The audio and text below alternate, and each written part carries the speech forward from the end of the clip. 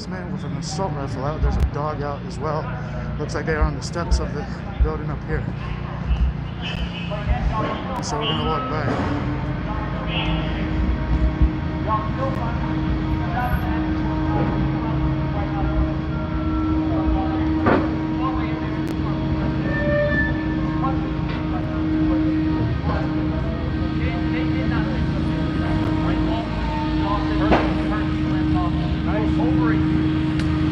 That's why I thought that a realistic opportunity.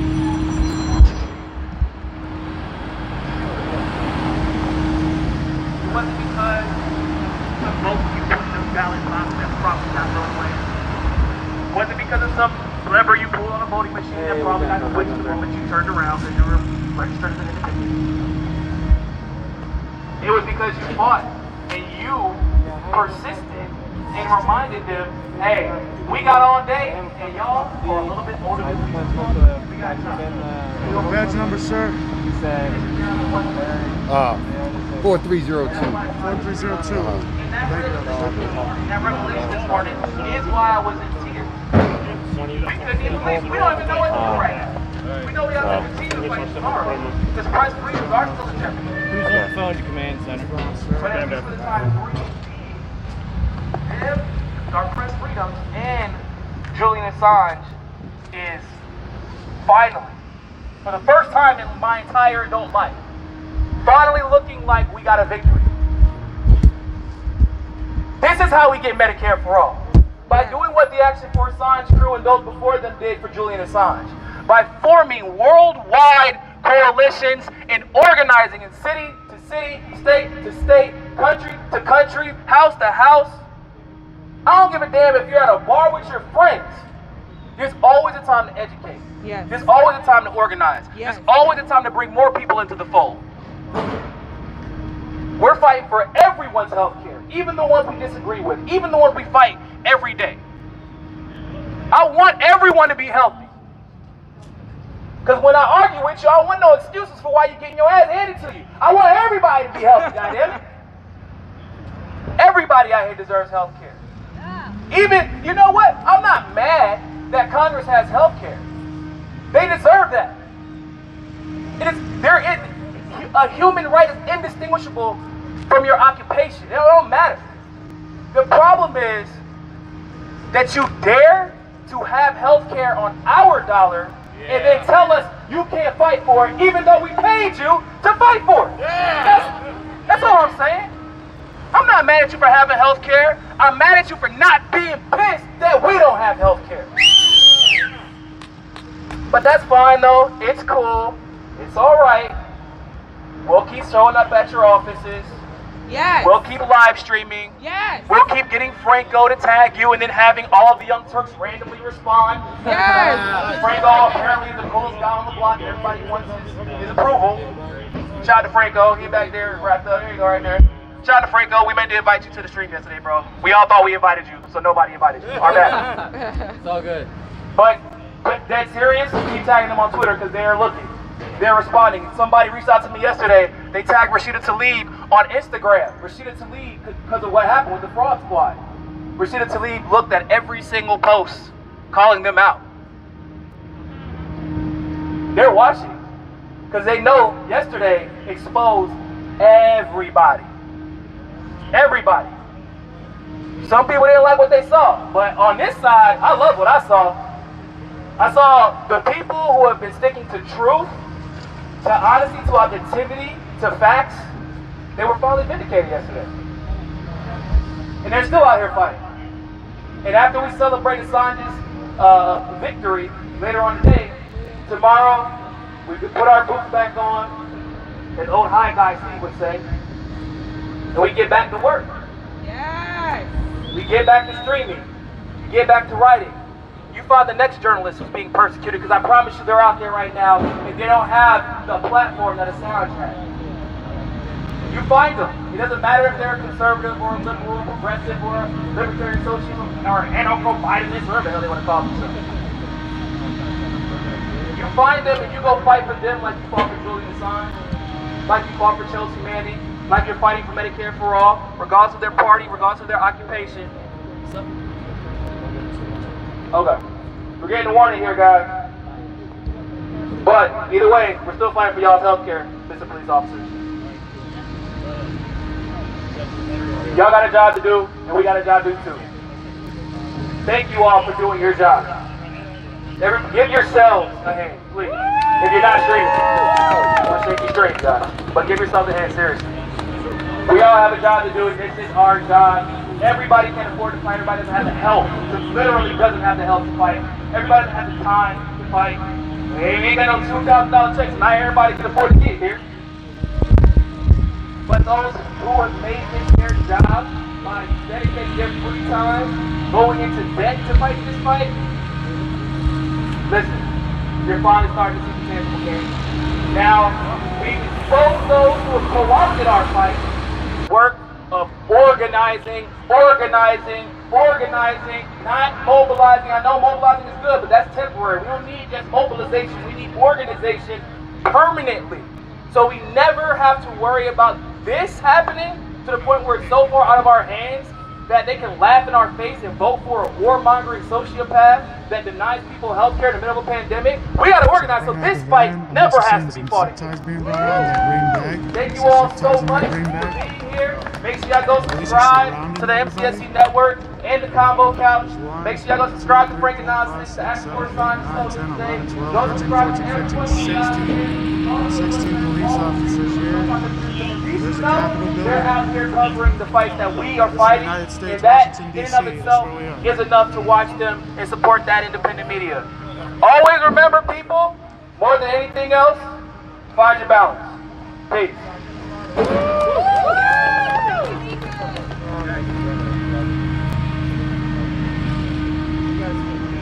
There we go, that's the warning yet. Where are we at? Where do we at? Now. Where do we at? Where do we at? Now. If we don't get it, shut it down. If we don't get it, shut it down. If we don't get it, shut it down. Where are you at? Where do you want it? Now. Where do you want it? Where do you want it? You're violating, you're demonstrating a non-permanent area. You need to leave the area now, and if something's going on, this is your first warning. Medicare for all! What do we want? Now! What do we want? Medicare for all! What do we want? Now! We don't get it! Shut it down! That's fine. Don't talk How many police officers have brought out? Let's go. There's nearly 2 dozen police officers here. Nearly 2 dozen police officers.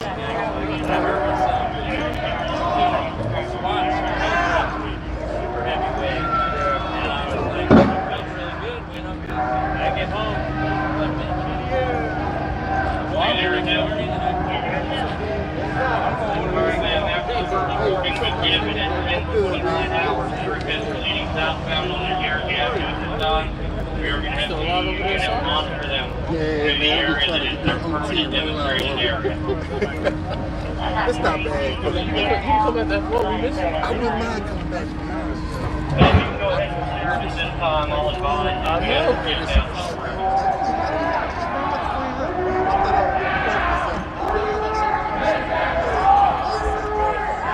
I couldn't have left.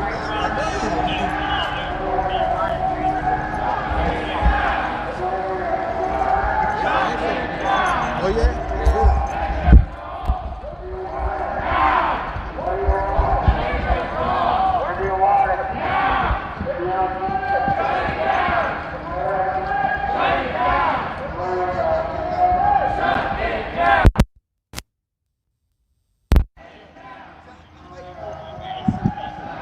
All right, check. Let me know if it's working. Let me know if the mic is working. Let me know if the mic is working, ladies and gentlemen. My cameraman, can you let me know if they are letting me know? Camera woman, camera person. Let me know if the mic's working. Okay, great. All right, Jonathan Mayorka here, covering force a vote for Medicare for All protests here in Washington, D.C. As you can see, the Capitol building is back that way. We have over almost 24 police officers here who, when the protests marched over to the steps, they actually went up to the steps and they said that that is not a permitted, allowed place to protest at. And that was interesting. And then they gave out the warning that everyone would get arrested if they don't move. So they brought out about almost 24, so almost 24 police officers. And that's what we're seeing here. Today is Monday, January 4th, I believe. Been losing track of the days. We have somebody looking out the window up there. And this is the Long Wharf House Office Building.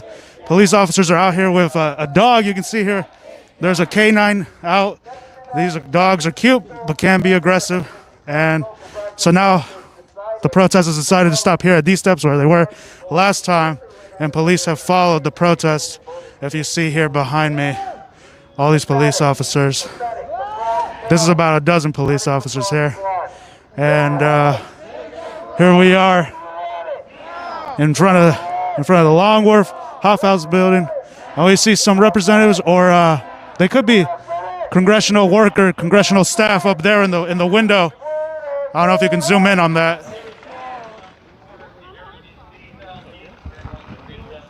There's some people up there listening to the people, listening to the plebs, the workers. And so the police officer just said to create a perimeter and that this is going to be the second warning. We're in the middle of a pandemic. The fee is now talking, so we're going to go listen to her. And they're treating you like you're a nuisance. Like you need to be shut down and shut up for exercising your First Amendment right. That's right. Your First Amendment right that Julian Assange is in jail for. Right. How dare you stand there and let this go on? Why are you following orders that you know are immoral? Those orders that you know are wrong. People are dying. The law does not mean morality. There is a very big difference between that. We are here because it's a pandemic and you are denying people, these people who have health care are denying people health care. That is not okay. Forget the bureaucracy. Forget everything else. That is not okay. It is inhumane. We are doing nothing wrong. We are exercising our First Amendment right. And yesterday, the people that we elected, the people that we have faith in, people that I raised money for, AOC, who I met when she was a fucking bartender. I worked as a bartender before. Okay?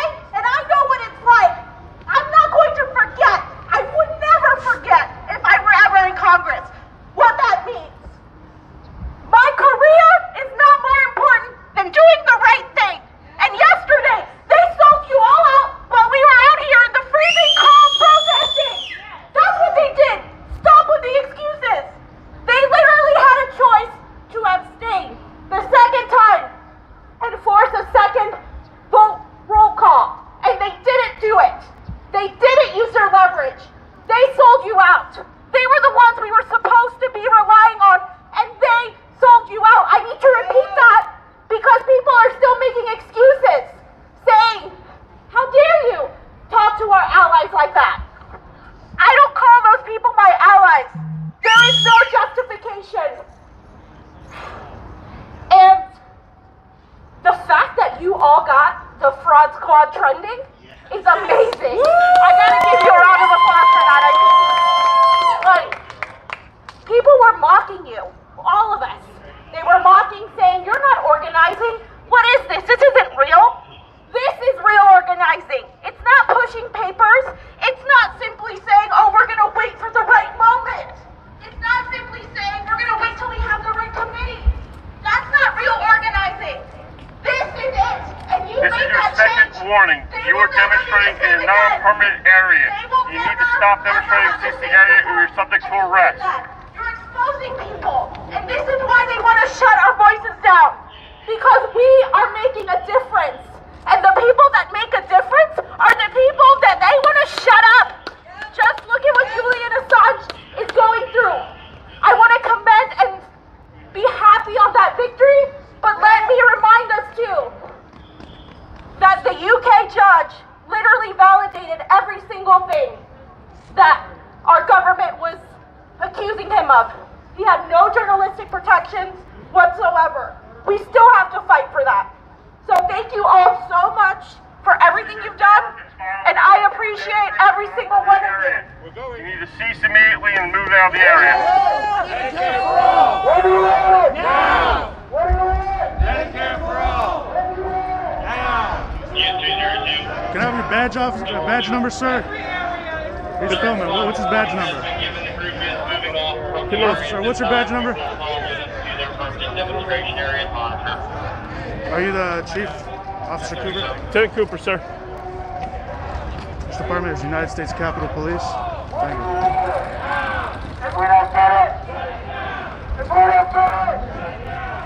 Are we allowed in the park? Shut it down. Shut it down. Yes. Go.